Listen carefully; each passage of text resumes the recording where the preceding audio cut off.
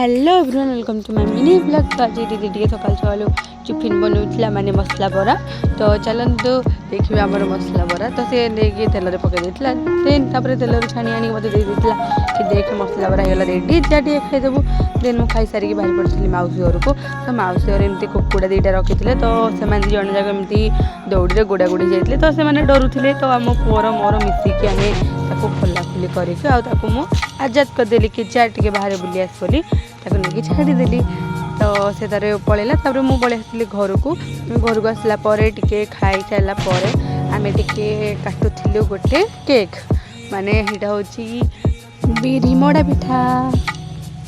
तो यहाँ काटुलु कि आम टे जीव पूजा हाँपाई जेहेतु था दांड पहरा राति तो ये पूजा हाँपाई जीव। तो आम ये आसिक पापाली मु दीदी पूजा समस्ते हाजर हो जाइलु। तो देखो एबे आमर आरंभ हम पूजा। तो चलो देखिए दांड पहरा केमती कौन करुँच आपण आड़े केमती हुए मत जनइबे निहाती कमेंट रे। तो चलो देखिए पूजा केमती कौन करुँच। तो मूला आमर दांड पहरा आनी रखिदे देखु।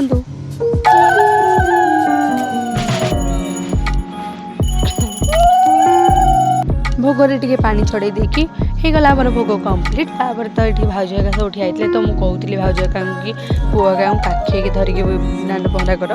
तो सी कहले आउ टेकी हेनी बल पलैला। तो एपटे बंदेबे ठाकुर को।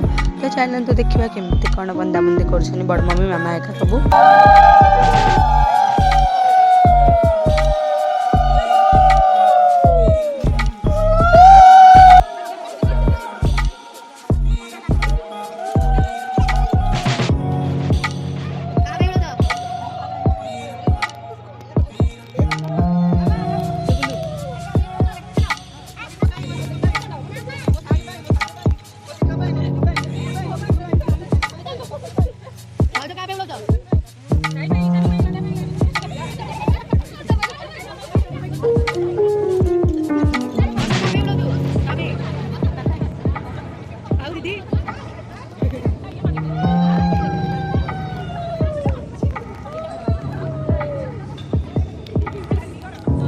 आम आड़े तो किसी एमती पूजा है आप केमती कमेंट मत कहे। तो एपटे मुझे दीदी टे पिठा और क्षीर खुआई दूसरी कहीं से जमा भी खाऊनी दुष्ट हो कोल धरिकी मोबाइल देखिए देखिए खुआ पड़ुची। तो हाँ आज ब्लॉग टी थी जब मो ब्लॉग टी भल लगे लाइक शेयर सब्सक्राइब करने जमा भूलें। Bye bye see you.